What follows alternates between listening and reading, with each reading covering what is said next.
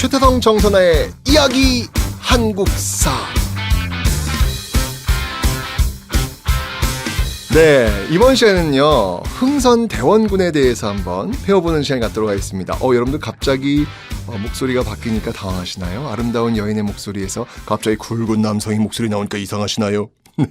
자, 지금부터 저는 최태성 선생님이고요. 제가 근현대사를 설명을 드릴 텐데 오늘 첫 시간이에요. 바로 이 흥선대원군에 대해서 이야기를 좀 들려드리도록 하죠. 정말 이 볼매남이에요, 볼매남. 네, 볼매남이 무슨 뜻인지 알죠? 바로 볼수록 매력적인 남자 흥선대원군. 자, 이 19세기는요. 정치적으로는 세도 정치였고요. 경제적으로는 삼정의 문란의 시대였습니다. 자, 세도 정치가 뭔가요? 그렇죠. 바로 이 안동 김씨, 풍양 조씨와 같은 몇몇 소수 가문이 모든 권력을 장악하고 모든 것을 좌지우지했던 그런 시대. 그게 바로 세도 정치였다는 것이죠. 19세기 정치, 세도 정치. 경제적으로는 뭐였냐면요. 삼정의 문란, 전정, 군정, 환곡이라고 할 수 있는 이 삼정의 문란. 쉽게 얘기하면 그 세금을 쪽쪽 빨아먹었던 이 백성들이 정말 세금 때문에 너무 힘들었던 그런 모습이 바로 이 삼정의 문란이라고 할 수 있는 것이죠. 어떻게 되겠어요? 이 정치적으로는 이 소수 가문이 그냥 부정, 부패 일삼고 경제적으로는 세금 막 쭉쭉 빼가고 그럼 나오는 건 뭐예요? 못 살겠다 갈아보자 이런 거겠죠. 결국 홍경래의 난과 임술농민 봉기와 같은 밀란의 연속. 네, 맞습니다. 19세기는요. 바로 밀란의 시대였죠. 자, 이렇게 조선은 무너지는 듯 했습니다. 나 무너져요. 그러나 자, 이 조선의 마지막 불꽃이 타오릅니다. 이것은 바로 흥선대원군의 개혁. 불꽃 팡팡. 자, 이 흥선대원군은요. 이 비변사에 집중된 그 세도 가문의 권력을 빼앗아 와서 바로 왕권을 강화시키려고 합니다. 결국 이 비변사를 폐지하고요. 의정부와 삼군부로 권력을 분산시키죠. 그리고 이 기강을 잡기 위해 법전, 그렇죠. 새로운 질서가 필요할 테니까 법전인 대전회통을 편찬합니다. 왕실의 위엄을 보여주기 위해서 경복궁도 중건하지요. 근데 돈이 많이 들어. 자, 이 돈이 많이 드는데 이걸 어떻게 해결했냐면요. 이때 들어가는 그 비용 충당을 위해서 일당 100, 네, 엄청난 고액 화폐죠. 당백전을 발행하고요. 기부금이라고 할 수 있는 원에서 납부하는 돈, 원납전. 그런데 그거 알아요? 실제는 원망하면서 납부하는 돈이었답니다. 어쨌건 이런 원납전을 징수하게 됩니다. 그리고 이제 왕실이 도전하고요. 민중의 고열을 쪽쪽 빨아먹었던 그 지방 권력의 본산인 서원을 과감하게 정리하죠. 이러한 그 왕권 강화에 이어서 민생 안정책도 시행하는데요. 우선 토지 조사 사업이라 할 수 있는 그 옛날에는 이거를 양전 사업이라고 불렀습니다. 자, 이 양전 사업을 실시해서 세금을 안 내고 있는 토지를 찾아내 가지고 세금을 톡톡톡톡 부과하게 되는 것이죠. 그리고 영조 때 시행된 그 균역법의 한계라고 할 수 있는 양반의 그 포 납부 면제를 없애버리는. 원래 양반들이 이 포를 안 냈거든요. 왜? 그게 양반의 특권이니까. 그런데 이거를 없애고 호포제를 단행한 겁니다.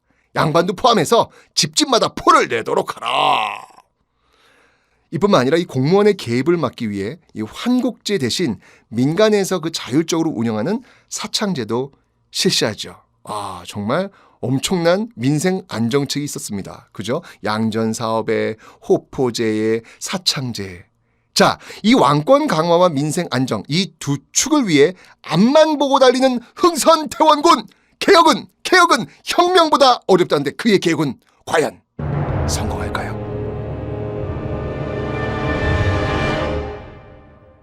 자, 이번에는 여러분들 이 흥선대원군의 대외 정책을 좀 한번 이야기를 해볼게요. 자, 이 흥선대원의 대외 정책은 한마디로 얘기하면 통상수교 거부 정책이라고 할 수 있습니다. 왜냐하면 그때 이 서양 제국주의 세력이 스멀 밀고 들어오고 있었거든요. 그래서 단호하게 통상수교 거부 이 정책을 천명합니다. 그 과정에서 이 천주교 신부를 박해했던 사건이 벌어지는데요. 프랑스 신부가 죽게 되죠. 프랑스가 이 사실을 안 거예요. 가만히 있지 않겠죠. 그 이외에도요, 평양에서는요, 또 대동강을 또 통해 들어온 이 미국 상선 제너럴 셔머너가 난동을 부려가지고 결국 거기 관찰사 박규수와 평양 국민이 힘을 합쳐서요, 그 제너럴 셔머너를 불태워 버립니다. 미국은 또 이 사실을 알고 가만히 있을까요?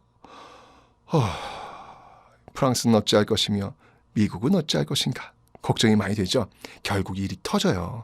이 프랑스가요, 이 자국 신부가 죽었다는 걸 빌미로 쳐들어옵니다. 이게 바로 병인 양요입니다. 이 무대는 강화도였고요. 우리의 양헌수 장군이 정족산성을 무대로 열심히 싸워 결국 프랑스 부대를 물리치죠. 그런데요, 이 물러나는 프랑스는 말이죠, 이 외교 장각을 불태우고요, 의궤 등의 보물을 막 훔쳐갑니다. 나빠!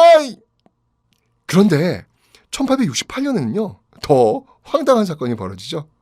참네. 이 독일인 오페르트가 흥선대원군의 아버지 남연군묘를 파헤쳐 시신을 탈취해가지고 그것으로 협상을 하려고 하는 거예요. 말도 안 돼. 이 천인 공날 나쁜 것들. 결국 이 충청도 덕산 주민들이 똘똘 뭉쳐가지고요, 결국 그들의 시도는 실패로 돌아갑니다. 1871년 드디어 이 제너럴 셔머너 사건 소식을 들은 미국이 또 쳐들어옵니다. 역시 무대는 강화도 신미양요의 시작인 것이죠.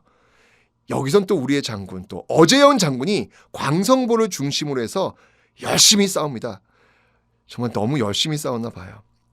당시 그 과정 속에서 이 장수를 상징하는 수라고 하는 그 글자가 새겨져 있는 그 깃발을 빼앗기게 되는 것이죠. 요 근래 이제 다시 돌려는 받았지만, 아이고, 그 시간을 계산한다면 참 슬프죠. 자, 어쨌건 이 프랑스와 미국의 침략을 막아낸 흥선대원군은 어쨌건 내가 이겼어 라고 자평을 하면서 그 조선의 대단한 기계를 알리기 위해 전국 방방곡곡에 주하는 매국이요 척하는 애국이라 라는 척화배를 떡하니 세운답니다. 까불지 마라. 자, 흥선대원군의 왕권 강화 정책, 민생 안정책, 그리고 통상수교 거부 정책을 살펴봤습니다. 자, 이 흥선대원군 과연 어떤 모습으로 마무리를 짓게 될까요? 지금까지 최태성 큰별쌤이었습니다.